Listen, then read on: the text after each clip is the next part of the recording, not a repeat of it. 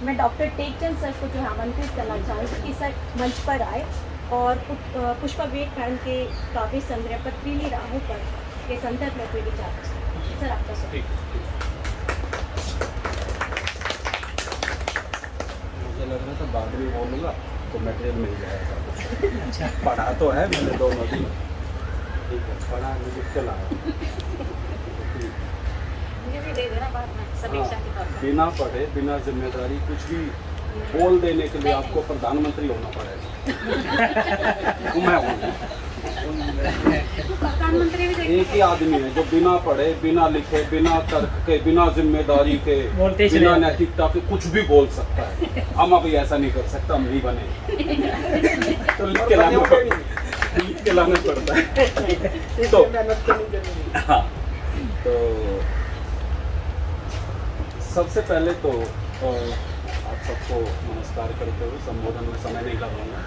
इस जगह का बड़ा महत्व है, मैं यहाँ भी आना चाह रहा था, आपने अच्छी जगह कार्यक्रम रखा है, क्योंकि अभिव्यक्ति के लिए जो जगह है ना इस देश में अब सिमटती जा रही है, सिकुड़ते जा रहे हैं। मैं यहाँ बैठा था तो मैंने ऐसे मजाक में कहा कि ये जगह ऐसी है जैसी रंगभूमि उपन्यास में सूरदास और सबकी नज़र उस पर टिकी है कि हमें मिल जाए, कीमती जगह है। साम्राज्यवादियों की भी, जौन सेवक की भी, सरकार की भी निगाह टिकी हुई है, कीमती जगह है, तो वहाँ से बहुत बड़ी चीज़ें हो सकती हैं।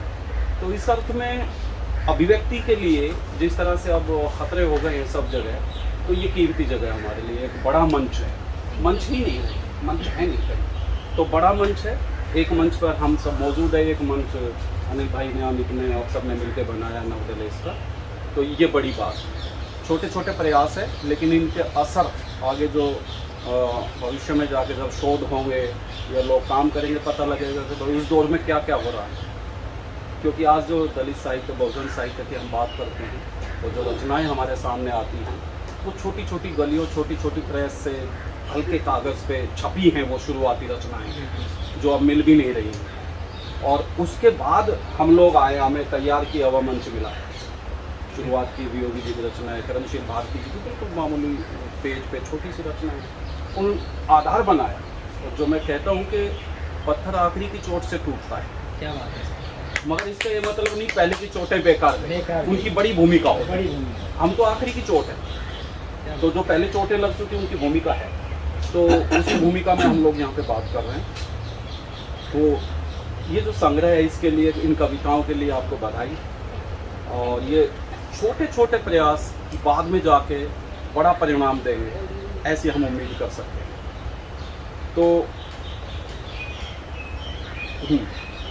जैसे मैं जो लिख के लाया था, जब मैं कह रहा हूँ ना अभिव्यक्ति की बात, जैसे एक स्लोगन चलता है कि भगत सिंह इस बार न लेना काया भारतवासी की, देशभक्ति के लिए आज भी सजा मिलेगी फांसी की।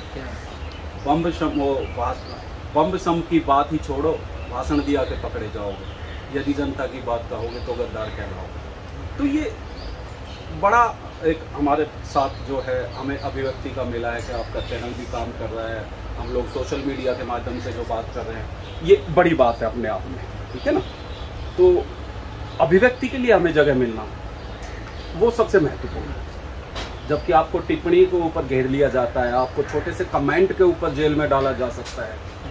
और बड़ी एक विडंबना की बात है, बहुत विडंबना की बात है कि जो लोग साफ तौर पे हथियार चलाते हुए, हथियार रखे हुए, हथियार लहराते हुए, गोली चलाते हुए, जिनकी वीडियो है, जो पकड़े गए जीप चढ़ाते हुए, वो बाहर है। और जिन लोगों ने एक लाइन बोल दी वो 3-3 साल से अंदर है। तो ऐसे विडंबना भरे माहौल में एक मंच का होना और मंच को एक साहस के साथ चलाना, और वो उसके साथ क्या क्या चीज़ें हो सकती हैं। अभी इनसे मिला तो मैं कम ही बात कर रहा था, तो लगातार सोच रहे हैं, लगातार थॉट प्रोसेस चल रहा है। तो कितने खतरे हो सकते हैं, कितनी जिम्मेदारियां हो सकती है, बड़ी बात है। लेखन उसमें एक रोल है, लेखन का भी एक रोल है। पूरी व्यवस्था में रहकर आप व्यवस्था की खिलाफत करते हैं, बड़ा मुश्किल काम है, बहुत मुश्किल काम है। तो अब माहौल ऐसा बन गया है कि तमाम विराटता के, कठोरता के, भयंकरता के बरक्स एकदम हम जो अपनी बात रख पाएँ वो कविता है। तमाम विराटता जो भयानकता दिखाई पड़ रही है उसके सामने हम धीमे से अपनी बात कह रहे हैं, वो कविता है। वो चीज़ यहाँ दिखाई पड़ती है। और कविता क्या है कि जो विरुद्ध हैं और उन विरुद्धों के बरक्स आप एक संभावना को पैदा कर देंगे। नागार्जुन जब कहते हैं कि जली ठूंठ पर बैठकर गई कोकिला कूक, जो गोली चलाई गई है उसकी ठूंठ पड़ी हुई है, जली हुई है, धुआं निकल रहा है और वहां कोयल बैठकर कूक जाती है, वो एक संभावना है। इन कविताओं के साथ वो संभावना दिखाई पड़ती है कि सामान्य जीवन को, जो घर गृहस्थी का जीवन है, आप सारे काम कर रहे हैं। किसी ने बताया था भाई बढ़िया मैनेजमेंट क्या होता है कि भाई आपके हाथ पीछे बांध दिए जाए और आप काम करके दिखाओ। तो जो स्त्री कविता है ये उसी तरह की कविता है। बहुत तरह के बंधन है, बहुत तरह की चीजें हैं, कहने में भी, करने में भी, और उसके बावजूद आप एक प्रतिरोध दिखाते हैं लेखन में, अपने काम में। जैसा कि हम जानते हैं कि एक्टिविज्म रहा है लंबे समय से, ये है। 3 जो है शब्द बजरंग बिहारी तिवारी ने दलित कविता का जो आलोचना करते हैं, 3 शब्द उन्होंने दिए, क्षोभ, संक्षोभ, विक्षोभ। 3 अवस्था दिखाई पड़ती है। शुरू की कविता क्षोभ की कविता है, गुस्से की कविता के भीतर कुछ आक्रोश है, उमड़ रहा है। संक्षोभ है, वो बाहर आने लगा है, और विक्षोभ की स्थिति में आकर वो प्रतिरोध पैदा करता है, वो काउंटर करता है, ठीक है ना। वो दलित कविता के ये स्टेज है, लेयर्स है। ये कविताएं उन स्टेजों से गुजरती है बारी बारी। कहीं एकदम गुस्सा भीतर है, कहीं वो बाहर प्रकट हो रहा है, कहीं बदल देने का भाव कम जगह आ पाया है, सवाल ज्यादा है, प्रश्न ज्यादा है कि ऐसा क्यों है, कैसे है। तो ये प्रश्न उठाना भी बहुत बड़ी चीज है। कविता महाजन एक लेखिका है, उनका उपन्यास है, 650 पेज का उपन्यास है। टाइटल क्या है? चूं। यदि स्त्री चूं भी करती है तो कितनी भारी भरकम, मतलब उसकी आवाज जाती है, ठीक है ना। तो छोटे छोटे प्रयास है, लेकिन ये बड़े एक विमर्श का वितान रचते हैं। तो यहाँ प्रथम स्तर दिखाई पड़ता है, यथास्थितिवाद है, और जो शोषण है, अत्याचार है, और सबसे ज्यादा जो रीति रिवाज है उन पर सवाल किया गया है, प्रश्न चिन्ह उठाए गए हैं कि रिवाज किस तरह के हैं, ठीक है ना। किस तरह के रिवाज समाज में बना दिए गए, कम से कम बेटियों को ही लेकर, कि भाई उसी पेट से बेटा जन्म लेता है, उसी से बेटी जन्म लेती है, लेकिन फर्क हमारा कितना अलग है, ट्रीटमेंट हमारा कितना अलग है। ये सवाल इन कविताओं में दिखाई पड़ते हैं। तो सवाल दर सवाल है। तो ये क्यों खूब आया इन कविताओं में, कैसे कम है कि भाई कैसे, क्यों तो कह सकते क्यों, लेकिन जब कैसे कहते हैं तो हम और आगे के स्टेज पर जाते हैं, यहाँ हिमाकत हो जाती है।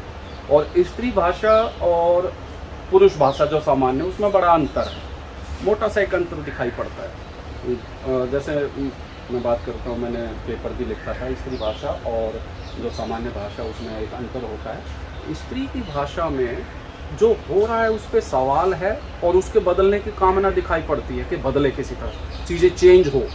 जैसे कोई हरकत है तो उसको दुत्कार सकती है, कह सकती है। तो जो पुरुष की भाषा, पुरुष को इतनी छूट मिली है कि वो लड़म फड़म भी हो सकता है, वो जाके भिड़ भी सकता है। और ये छूट, दोनों की छूट या बंदिश समाज की तैयार की हुई है। ये कोई छूट नहीं है कि वो जाके एकदम सीधे मुकालात कर सके और चीज़ों को तोड़ फोड़ कर सके। पुरुष को ऐसी छूट है। और इसके लिए मैंने एक उदाहरण मैंने उस वक्त लिखा था, आपको बता दूं कि स्कूल गोइंग जो बच्चे हैं, लड़के लड़कियां, दोनों के आप जूते नोट कीजिए। ये प्रैक्टिकल एकदम अप्रोच है। अब थोड़ा बदलाव आया, लेकिन जब गांव कस्बे का जिक्र आएगा तो दोनों की जो लैंग्वेज है वो किस तरह से बॉडी लैंग्वेज को चेंज करती है। तो जो स्कूल गोइंग जो लड़के हैं, उनके जूतों की नोक खराब मिलेगी। कोई डब्बा, कोई ऑब्जेक्ट, कोई पत्थर ले लेते हैं, वो घर से उसको स्कूल छोड़ते हैं, स्कूल से घर लेके आते हैं।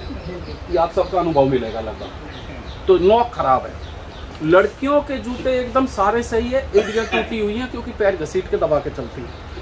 ऐसा चलने के लिए कहा जाता है। वो लैंग्वेज, बॉडी लैंग्वेज तैयार की जाती है, ठीक है ना।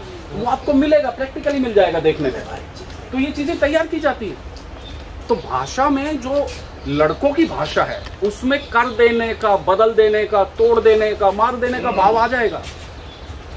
लड़कियों की भाषा में मैनेज आता है। कैसे? सवाल है छोटे छोटे, परिस्थितियों को सामने रख के उनकी तुलना है, उनको आमने सामने, बेटा बेटी आमने सामने रख दिए, सास ससुर है, पति है, खुद है, परिवार है, समाज के लोग आमने सामने रख दिए हैं। अब आपको सोचना है, स्थितियां सामने हैं, वो समाधान नहीं दे रही, लेकिन समाधान आप कर सकते हैं और समाधान आगे का रास्ता निकाल सकते हैं। स्थितियां आपके सामने रख दी, आपको बीच में बिठा दिया, देखिए आप सारी चीज़ ये कविताओं के माध्यम से वो चीज़ दिखाई पड़ती है। तो जो है विरोध है, प्रतिरोध है, लेकिन उसकी शुरुआती स्टेज यहाँ पे दिखाई पड़ती है। और आक्रोश का वह स्तर जो होना चाहिए वो पाठक के मन में जागता है, पाठक के मन में आता है। और कविता का उद्देश्य तो यही है अंत में कि जो पढ़ रहा है, जो श्रोता है, उसके मन में वो बदलाव की बात आए, उसके अंदर वो बदलाव। अब सब कुछ कवि कर देगा तो बाकी कौन क्या करेगा? तो सारी उम्मीद आप फिल्मकार से कर रहे हैं या साहित्यकार से कर रहे हैं कि वही क्रांति होते हुए भी दिखा दे और वो समाधान होता हुआ भी दिखा दे, झंडा फहराते हुए दिखा दे। दर्शक क्या करेगा? उसके मन में तो कुछ हुआ नहीं। तो उसका जो कैथारसिस करना है, उसका जो बदलाव करना, कविता या साहित्य का उद्देश्य वो है। क्योंकि कहीं भी ये कविताएं जो लिखी गई है वास्तविकता की जमीन नहीं छोड़ती।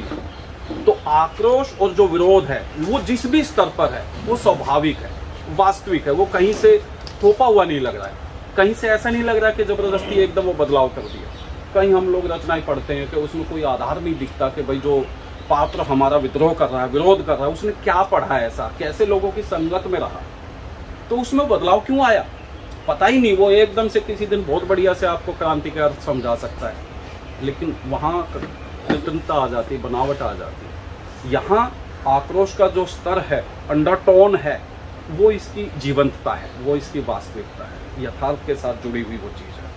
तो जो आधार है उसी के आधार पर बात कही गई है। 70वें पेज पर आपने ज्योतिबा फुले को याद किया, बाबा साहब से भी आपने शुरू किया, शुरुआत देश से की। ज़्यादातर ये कहा जाता है कि भाई आप अपनी बात करते हैं, देश और समाज की बात नहीं करते, ठीक है ना, ये कह के खामोश कर दिया जाता है। लेकिन शुरुआत देश से की है, फिर होते हुए हम ज्योतिबा फुले और बाबा साहब तक पहुँचे हैं। और एक दिन मिली ज्ञान की देवी, वहाँ हम अंदाज़ा लगा सकते हैं हमारे कई देवियाँ हैं। वहाँ नाम नहीं दिया आपने, वो आपकी अपनी समझ है कि आप किन का नाम देना चाहते हैं, किन का नहीं, लेकिन कई नाम कौंधते हैं, और कई नाम कौंधते वो कविता का उद्देश्य है। तो आगे भारतवर्ष हमारा, वहाँ दावा है जैसे देश, धर्म, देशभक्ति सब उनके भरोसे छोड़ दी। हम क्या करते हैं, जैसे अभी दलित विमर्श और बहुजन विमर्श के जिम्मे क्या आ गया है कि इनको देश से कोई मतलब नहीं, ऐसे मतलब प्रोजेक्ट कर दिया गया है कि देश की बात हम करेंगे, राष्ट्र की बात हम करेंगे, धर्म की बात हम करेंगे, इनको तो अपने छोटे छोटे कॉज हैं, ऐसे प्रोजेक्ट कर दिया गया है। तो उससे बचने की आवश्यकता है। हमने एक तरह से देश, राष्ट्र, धर्म ऐसे प्रोजेक्ट किया जाता है, भाई ये तो ऑलरेडी खिलाफ हैं ही, अब आगे की बात करें। तो आपने उनके लिए स्पेस नहीं छोड़ा है कि देश की बात वो करेंगे, राष्ट्रभक्ति की बात वो करेंगे, दूसरा पक्ष करेंगे, आप वो कर रहे हैं। ये कविता को कंप्लीट करता है, विमर्श को कंप्लीट करना है। कुछ करने का भाव बाद की कविताओं में दिखाई पड़ता है। आज़ादी की ललकार है 83 में, अनमोल जीवन की जो बात आपने की है, कम्युनिटी फीलिंग वहाँ पे दिखाई पड़ती है, वो महत्वपूर्ण है। तो आरक्षण से लाभ पाया वर्ग दूसरों के लिए क्या कर रहा है, ये बड़ा महत्वपूर्ण है।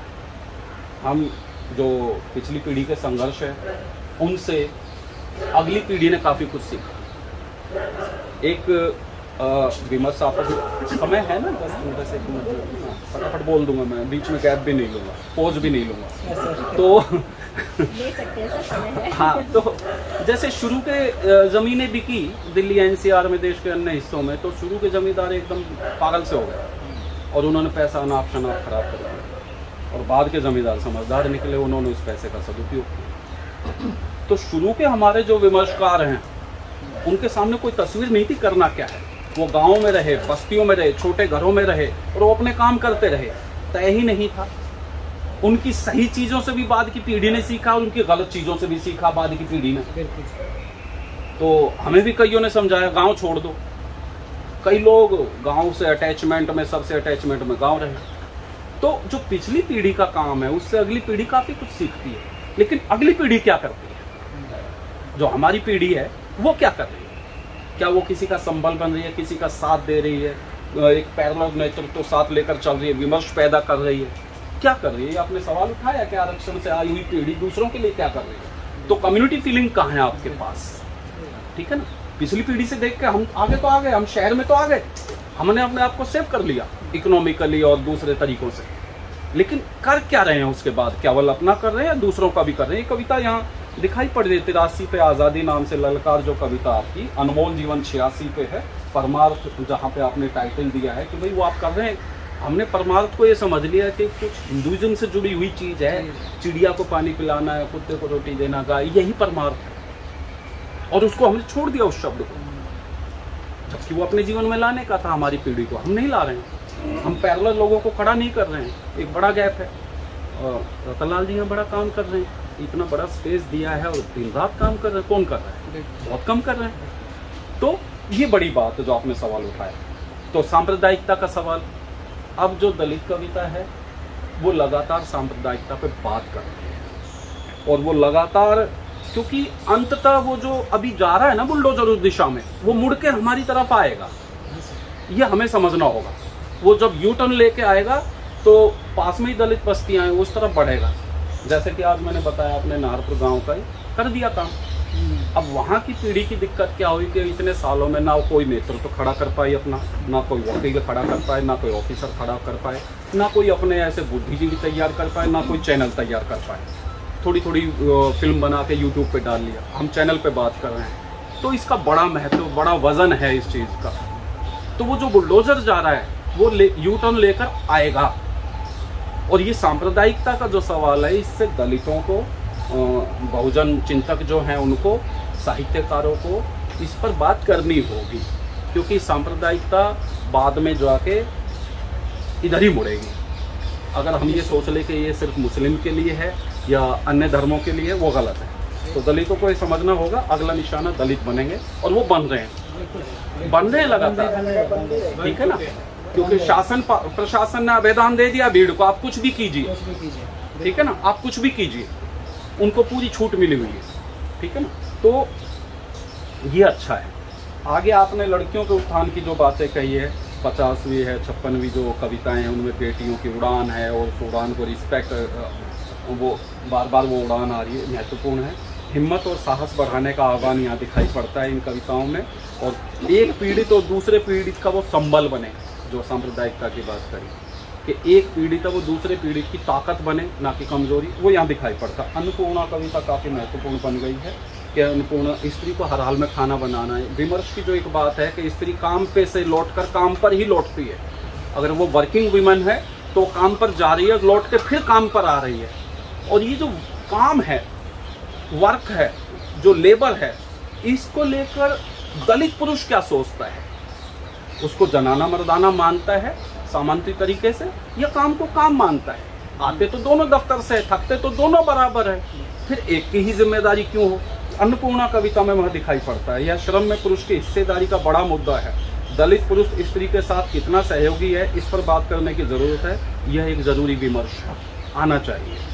पुरुष पुरुष होता है, दामिनी और गुड़िया के माध्यम से आपने समझाया एक नया नजरिया है कि भाई वो लड़कियां जो है, यहाँ पे जो संवेदना है सामान्य वर्ग की जो लड़कियां उनके साथ जुड़ रही है, और पितृसत्ता अलग ठहर रही है, वो समझने की आवश्यकता। बलात्कार और बलात्कार में फ़र्क है, यदि वहाँ जाति आ जाती है तो। एक के बलात्कार पे पूरा देश उमड़ पड़ता है, और एक के बलात्कार पे हमारा जो भीतर का भाव उमड़ता है, वैदिक की हिंसा, हिंसा ना भावती, ये तो धार्मिक कार्य है। इस वक्त जो हिंसा हो रही है ना सर, उसके अनुमोदन, उसको न्याय संगत ठहराने के लिए ऑलरेडी किताबों में दर्ज है, वैदिक की हिंसा, हिंसा ना भावती। और ये इतना बड़ा धर्म राष्ट्र स्थापित करने जा रहे हैं, कुछ बलि दी जाए तो वो बलि कही जा रही है। वो हत्या नहीं है, वो संहार नहीं है, वो अनैतिक नहीं है, वो बलि है, बलि दी जा रही है कि भाई इतने लोग काम, कोई बात नहीं। ये हम समझेंगे। यह भारतीय जातिवादी समाज में ही संभव है कि बलात्कार के बाद आप उम्र की बात करके और ये क्या नाम है, जाति की बात करके आप मुक्ति पा लेते हैं कि यार इनके साथ ऐसा। तो ये समझने की बात है। हाउसवाइफ कविता महत्वपूर्ण है 79 पे। और हाउसवाइफ कि भाई अब एक बड़ी अजीब सी बात होती है, पूछते हैं कि भाई उनकी पत्नी क्या करती है या आपकी पत्नी क्या करती है, सर हाउसवाइफ है। उस कहने में डाउन अंडर टर्न हो जाते हैं। और हाउसवाइफ कहने का मतलब कुछ नहीं करती, ये मतलब निकल रहा है। हाउसवाइफ का मतलब कुछ भी नहीं करती। और दूसरा सवाल यदि पूछा जाए आपकी पत्नी क्या करती है, कि नौकरी करती है, तो फिर घर का काम कौन करता है?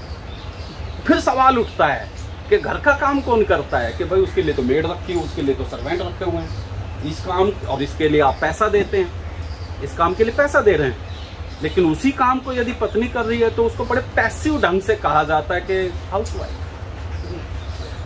हाउसवाइफ, जबकि वो टोन दब जाती है।